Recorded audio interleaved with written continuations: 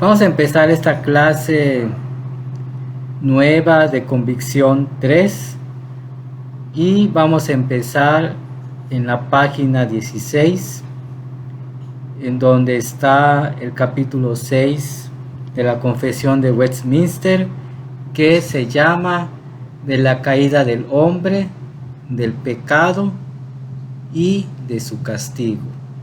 Capítulo 6 de la Confesión, y el primer párrafo dice así: escuchen.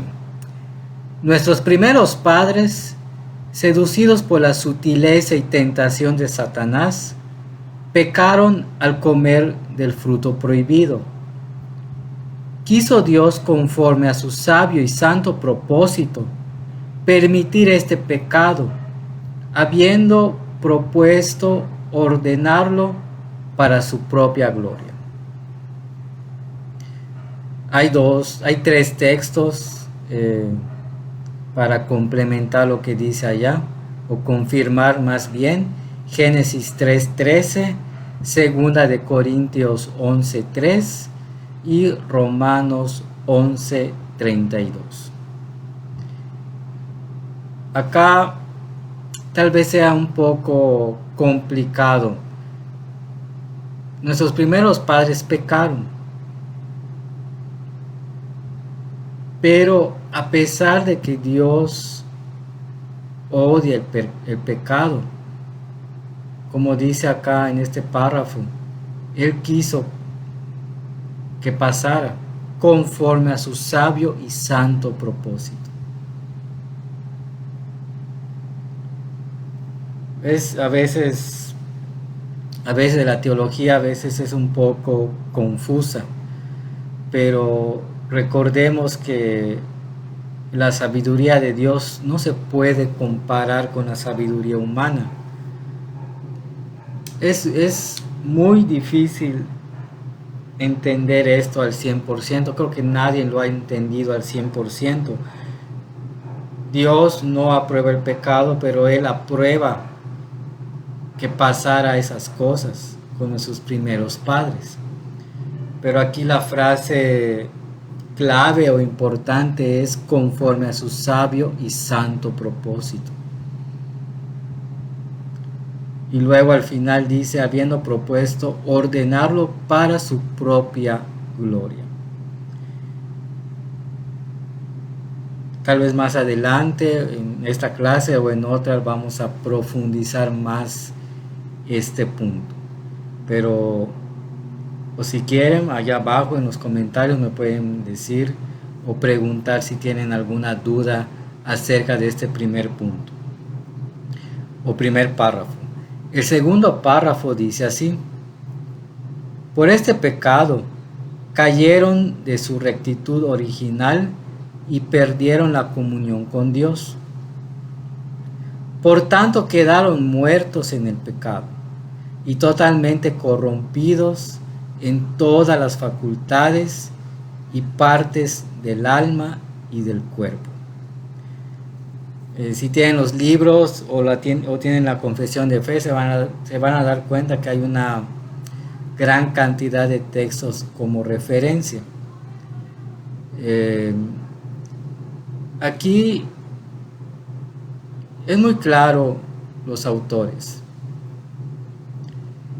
Cuando nuestros primeros padres caen en el pecado, caen ellos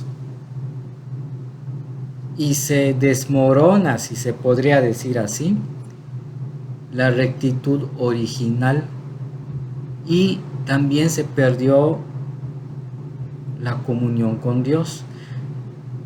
No se perdió totalmente, sino más bien se limitó. Ya no había, desde el pecado ya no hubo un acercamiento tan íntimo como leemos allá al principio en Génesis 2, Génesis 3, cómo era la relación de Adán, Eva con Dios. Y luego dice, y por lo tanto quedaron muertos en el pecado. esta muerte es una muerte espiritual por un lado y por otro lado una muerte física. No iban a morir en el momento de comer el fruto, al comer el fruto prohibido iban a morir, sino espiritualmente, no espiritualmente, sino físicamente hablando, iban a empezar a envejecer. Porque originalmente Adán y Eva iban a ser eternos, cosa que el pecado lo cambió totalmente. Hay muerte espiritual y muerte física. Muerte espiritual en un tiempo breve después del pecado, y muerte física porque ya iban a fallecer, ya iban a morir tarde o temprano. Luego dice, y totalmente corrompidos en todas las facultades y partes del alma y del cuerpo. En otras palabras, se corrompieron por el pecado. Se corrompió todo lo que representa el ser humano, su alma y su cuerpo, lo interno y lo externo. La corrupción significa que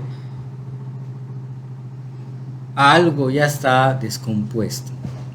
Así le pasó a nuestros primeros padres por el pecado, y toda la humanidad lo ha heredado hasta el día de hoy.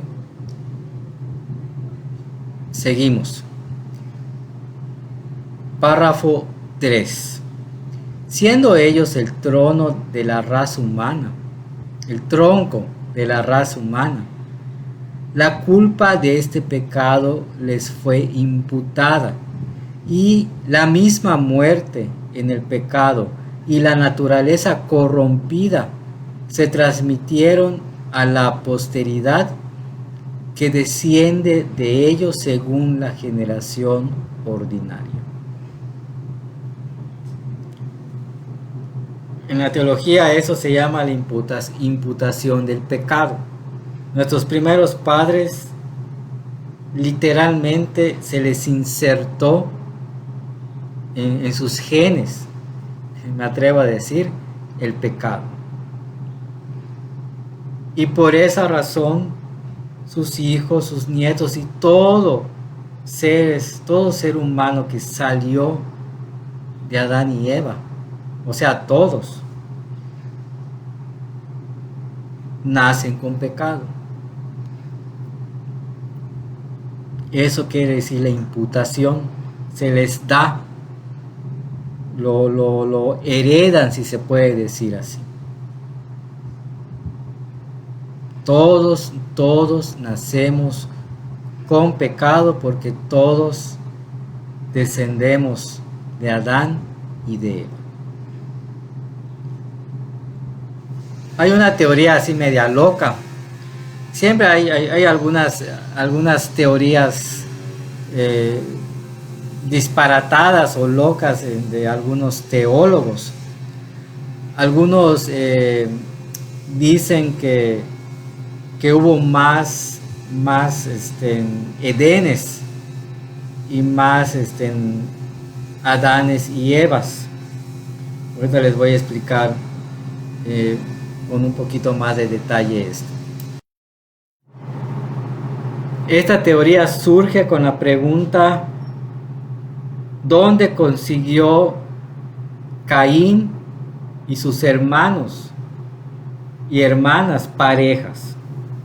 Leemos allá en Génesis 3, 4, 5 cómo los hijos de Adán pues tuvieron esposas. Habla de Caín, habla de Set, que tuvieron esposas, pero también menciona que Adán y Eva, aunque Abel murió, tuvieron más hijos e hijas.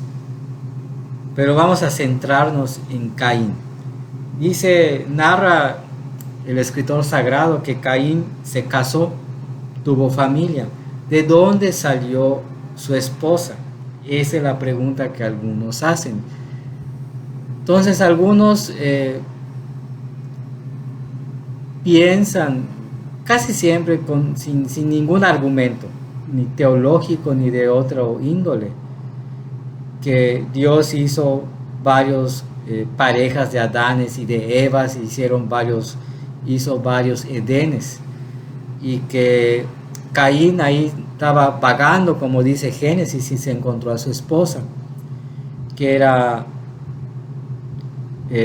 hija de otra familia o de otra pareja de Adán y de Eva. Eso no hay ninguna evidencia ni una comprobación bíblica para decir esto pasó. Todos salimos de Adán y Eva. ¿Qué pasa? Pues Caín se tuvo que casar con una de sus hermanas porque no había otra familia. Y así siguió sucediendo en las primeras generaciones hasta que se dispersaron más. Por eso todo descendiente de Adán y Eva nace con pecado. Todos. Esa es la imputación del pecado, o la doctrina de la imputación del pecado. Inciso o párrafo 4 dice así: de esta corrupción original, por la cual estamos completamente impedidos, incapaces y opuestos a todo bien, y enteramente inclinados a todo mal, proceden todas nuestras transgresiones actuales. O sea que todo el pecado surge de ahí, del pecado de Adán y de Eva. Me gusta, o más bien me impresiona cómo dice aquí los autores, incapaces y opuestos a todo bien. El pecado eso nos hace hacer, que quedemos impedidos e incapaces y opuestos a todo bien, o sea, malos. No hay más, o no hay mucho que decir con respecto a este cuarto párrafo, así que vamos a pasar al párrafo 5, que dice de la siguiente manera: esta corrupción de naturaleza permanece durante esta vida en aquellos que son regenerados, y aun cuando sea perdonada y amortiguada por medio de la fe en Cristo, sin embargo, ella y todos los efectos de ella son verdadera y propiamente pecado.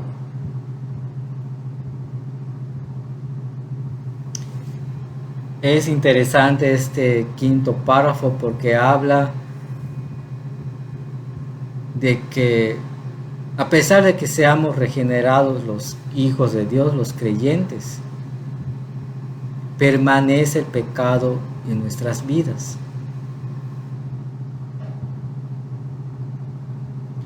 Habla del perdón, que somos perdonados por medio de Cristo. Pero aún existe el perdón. Hay efectos del pecado. Dios solamente perdona, pero la mala acción que uno comete tarde o temprano va a repercutir en nuestras vidas y vamos a sufrir las consecuencias del pecado. Eso hay que dejarlo muy claro.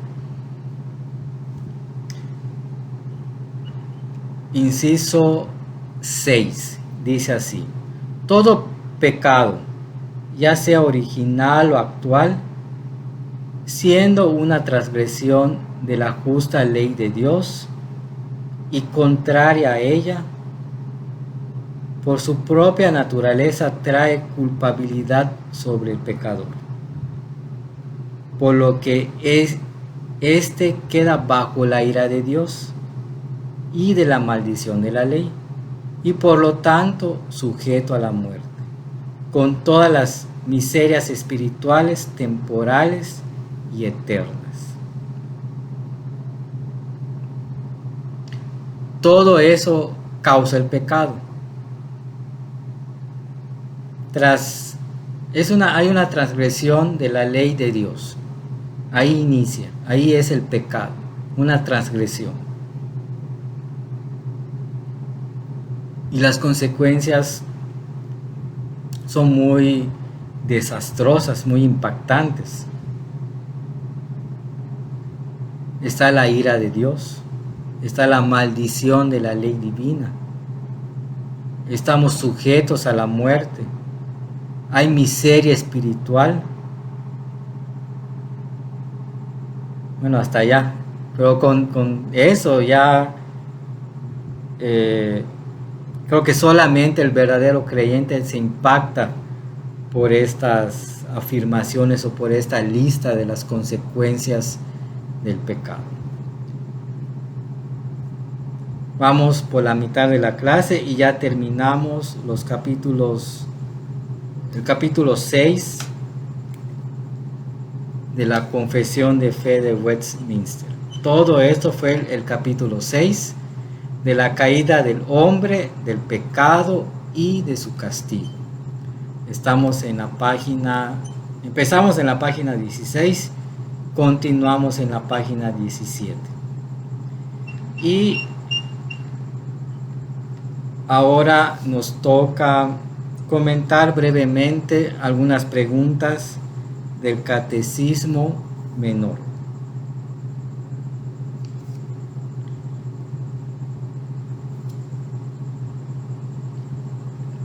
Las preguntas que tocan en esta clase, bueno, si da tiempo, es las preguntas 20 hasta el 28. Voy a hacer la pregunta, la respuesta, voy a comentar algunos textos y cuando sea necesario pues voy a explicar algunas cosas. Pregunta número 20. ¿Dejó Dios a todo el género humano perecer en su estado del pecado y de la miseria? La respuesta es la siguiente. Habiendo Dios, de su propia soberana voluntad, elegido desde el principio a los que han de gozar de la vida eterna, entró en una alianza de gracia para libertarles de su estado de pecado y de miseria e introducirles en un estado de salud por medio de un redentor.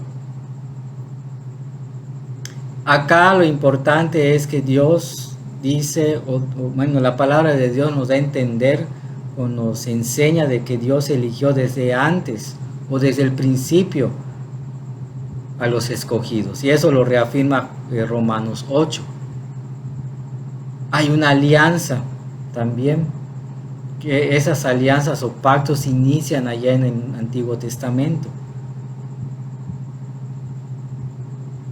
y hay un estado de salud espiritual por medio de un redentor. El redentor es Jesús y toda la obra que Él hizo por nosotros. Entonces, ¿dejó Dios a toda la humanidad perecer en el pecado? Sí y no. A los que Dios escogió, por medio de Cristo son redimidos. Y a los que Dios no escogió, pues van a seguir allá sin la redención. Es muy complicado a veces o difícil explicar o entender por qué Dios escoge a unos y a otros. Escoge a unos y a otros no. Pero pues Dios es santo.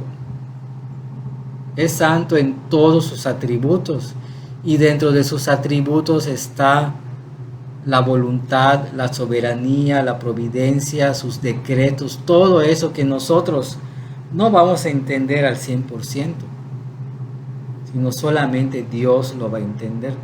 como escoge a unos y a otros no. Pero continuamos. Esa fue la pregunta número 20.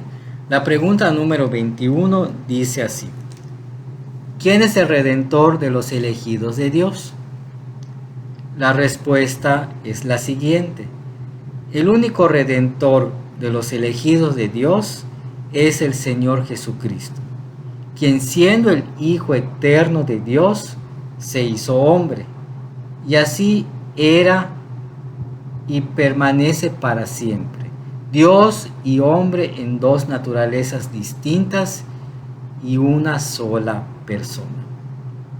En la pregunta 20 en la pregunta y respuesta 20 se menciona al Redentor.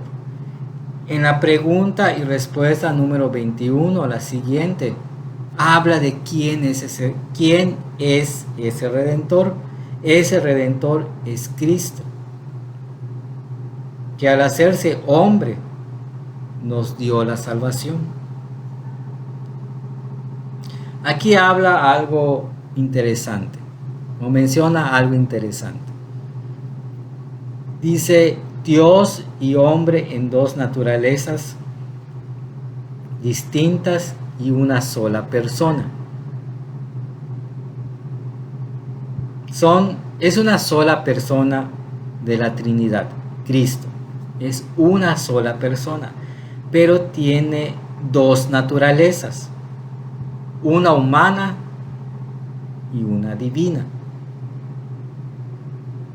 Al Jesús encarnar en ser humano, sí fue un ser humano de carne y hueso, pero su divinidad o su parte humana nunca se minimizó o cambió.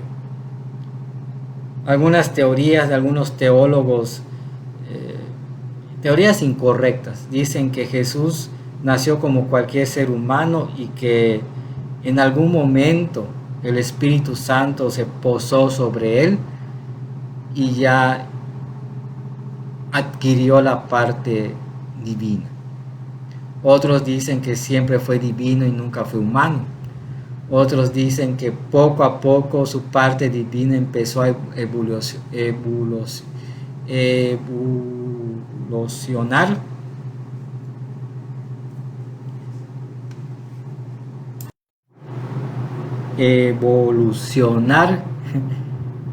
O sea que poco a poco evolucionó su parte divina hasta que él resucita y ya se vuelve y tiene dos naturalezas. A veces me confunden o se me dificulta decir algunas palabras, como esa de evolucionar. Por eso a veces es mejor escribir, ¿no? Pero bueno, creo que se entendió, ¿sí? Esas teorías que no son bíblicas.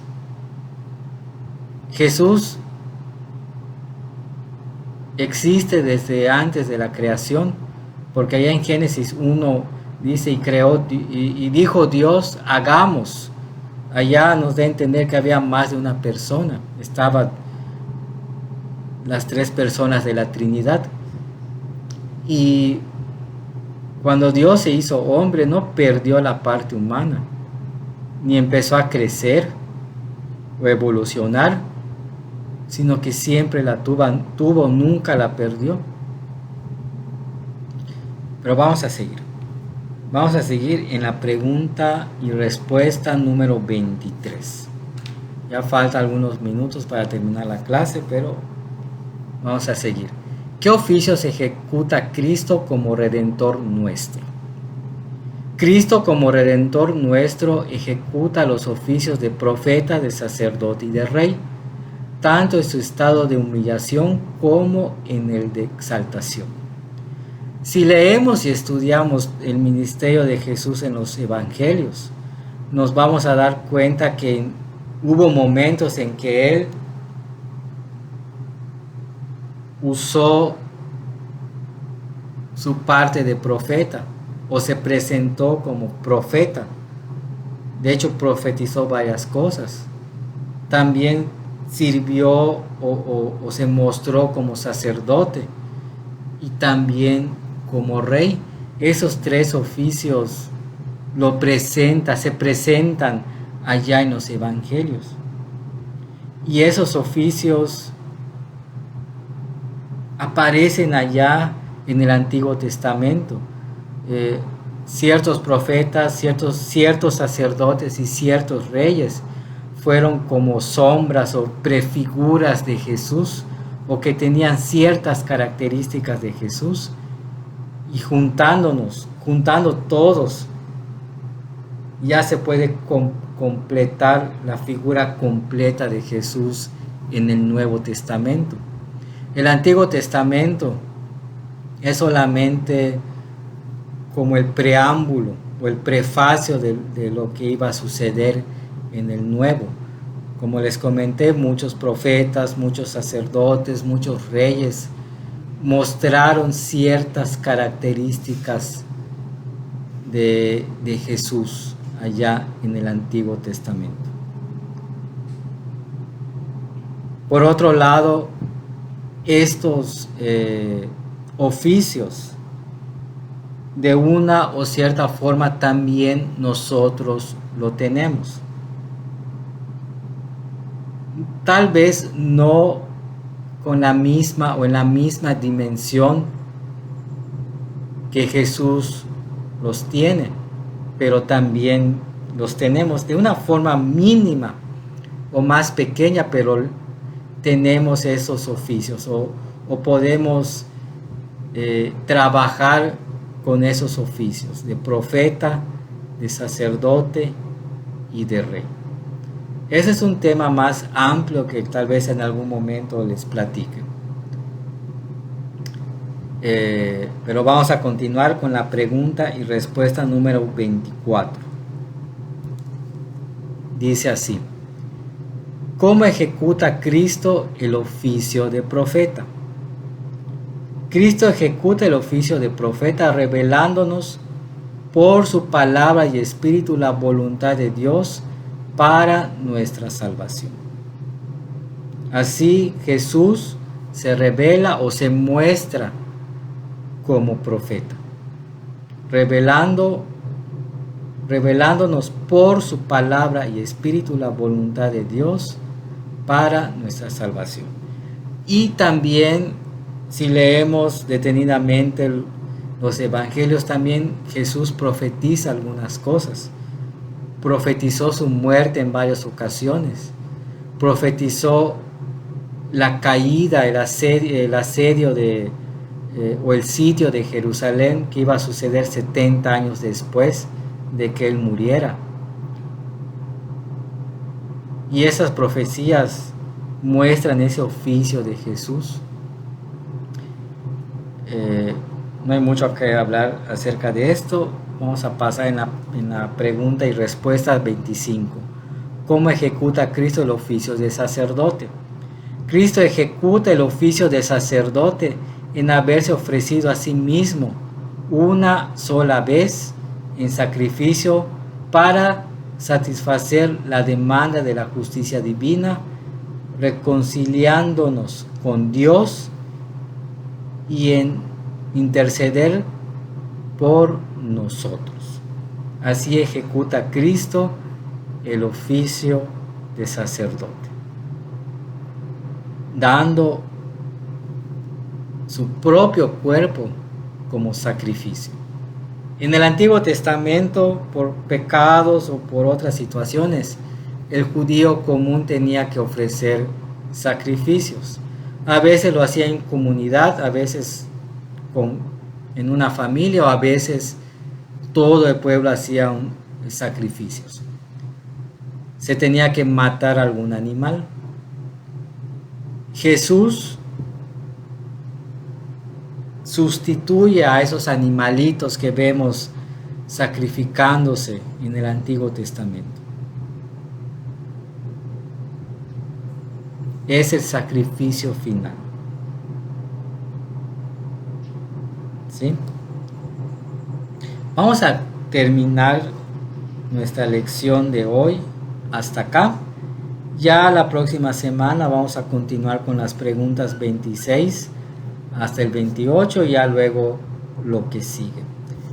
Tal vez algunas preguntas o respuestas eh, les hagan tener dudas, pueden preguntar sin problema para que yo les conteste y se pueda ampliar más el conocimiento de todas estas puntos doctrinales.